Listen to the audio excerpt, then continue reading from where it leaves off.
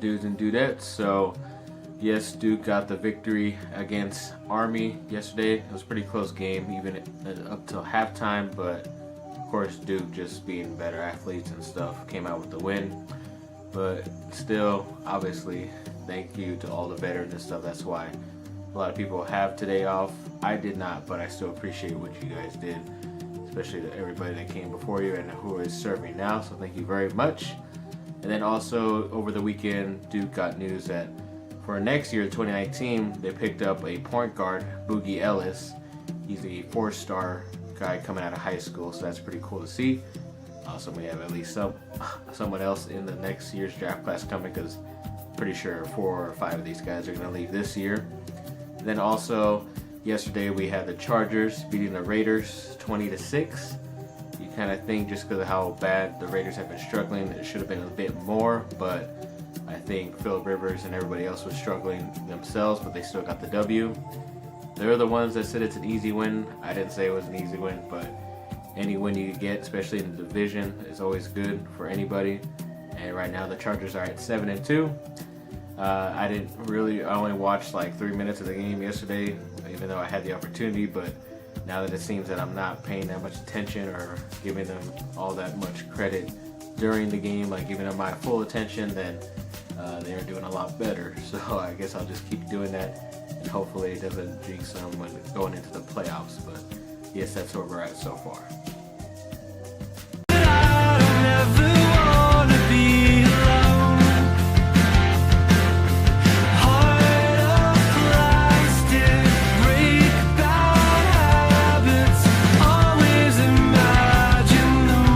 Quick for the Chargers, I forgot to mention that Denzel Perryman, their linebacker, is going to be out for the rest of the year because he has something wrong with his LCL, which is pretty sure somewhere in the knee. So even though it won't take him out a full year, obviously since there's not that much left of the season, he's going to be out for the rest of it for the time being. It kind of sucks. Obviously, if they drafted certain linebackers that I wanted, then they'd have reinforcements, but a name that's still floating out around there that they could look at is a Navarro Bowman.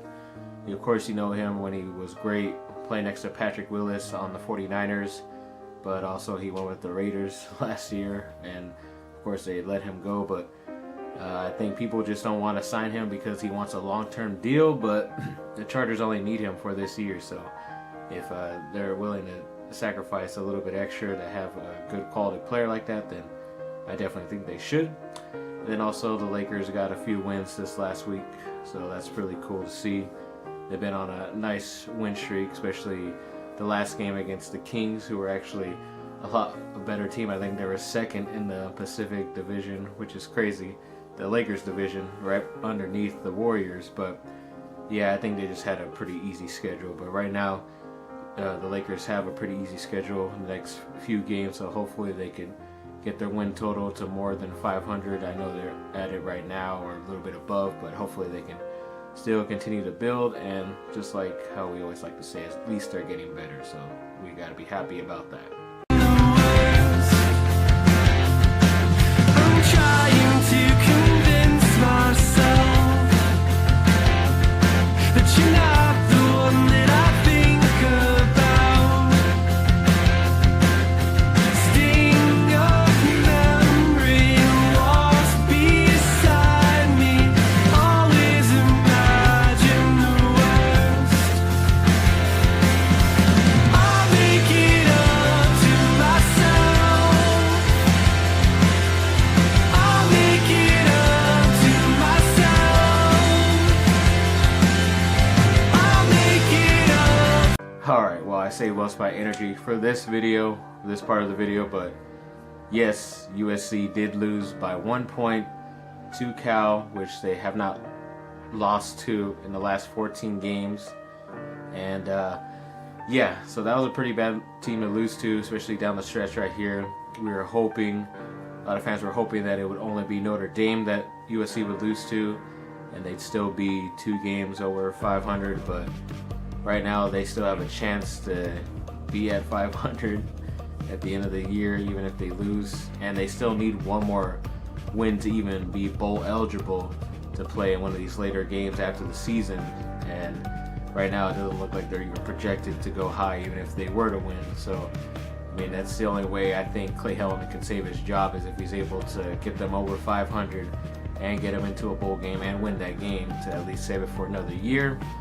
And I don't know, I said that before a few weeks ago, that if it's at 500 or under, then you have to look to fire him, just because it's not going to change his mind about a lot of things. And it was pretty evident. It was the same thing at the end of this game, where he put all the blame on himself, but didn't want to blame any coaches or the coaching that went in through the whole process of the week to get these very talented players ready. And still he's championing this player, Toa Lobadan, their center, who I respect as a player, but I don't believe that his true position. He should be a guard, and they should have a lot of these other guys like Brett Nielsen or Justin Didich, the other two centers that they have. Those guys can play right away, yet I don't know why he doesn't go with them. It should be the more obvious choice, but that same player gave up safety. And of course, if you didn't give up the safety, then you would have won by 1 point instead of losing by 1 point. And it just comes back to Coach Helton, giving that guy praise and saying he's one of the loves of his life and would do anything for that kid. And yeah, I get it, but sometimes you have to make tough decisions, and it's definitely one he has to make soon in order to even get more consistent play at that position. And ex-players like Sua Cravens was saying stuff like they're getting these guys who are really soft and not wanting to really truly wear the Trojan brand, greatly. And I would love Sua Cravens to be the head coach, but he's still doing his own thing up in Denver right now. And it's just tough because there's all these things being said about Coach Helton, and it's probably going to end not so well. But a little bit of brighter news for USC fans. Matt Barkley, yes, the great Matt Barkley, quarterback, finally got a chance to start for the dreadful Buffalo Bills, and they actually won the game. He threw for over 250 yards and had 2 touchdowns. He looked great out there, and got to give him a chance in order for them to win, unless they don't want to win and get a better draft pick. But I told y'all that he was still going to play even after his injury last year.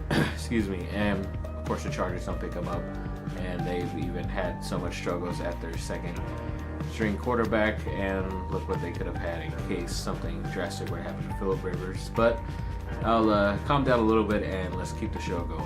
I'll make it up to myself. I'll make it up to myself. I'll make it up to myself. Parade of dark thoughts lead me away. I'm afraid that I got lost.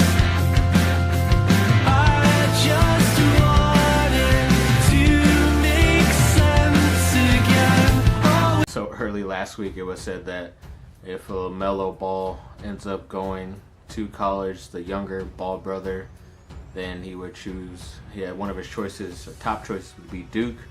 It's pretty crazy. I don't mind him. I think he was a more talented player out of any of them so far in his early career, but it's just, I don't know if he could last a whole season playing college ball, especially in the ACC, when you have so many tough opponents and better players going at you. I doubt even if he was on the Duke team this year that he could even start. He'd be barely coming off the bench, and knowing a player like him, he probably needs another year or two to develop in college. But knowing him and getting the pedigree from his father, I'm sure he's just going to try to jump to the NBA as soon as he could. But it would be interesting. I just hope it doesn't bring an extra headache, as much of a headache as it was when Lonzo Ball got on the Lakers the first year with this whole dad stuff. But at least so far this year, it's been okay with his dad with the LA Lakers. But also other bit of USC team news, the women's soccer team had their first match of the playoffs against Long Beach State, and they sadly killed them 6-0 or 6-0. So they advanced. Hopefully we'll find out who they're going to play coming up soon. And then the women's volleyball team got a W against Washington State. So that's pretty cool. Then the women's basketball team started this week as well, and they got their first 2 wins, which is great for them. And then also the men's water polo team got another W. So that's very cool. Pretty crazy day today, very windy. very, very windy, and be safe out there with all those fires.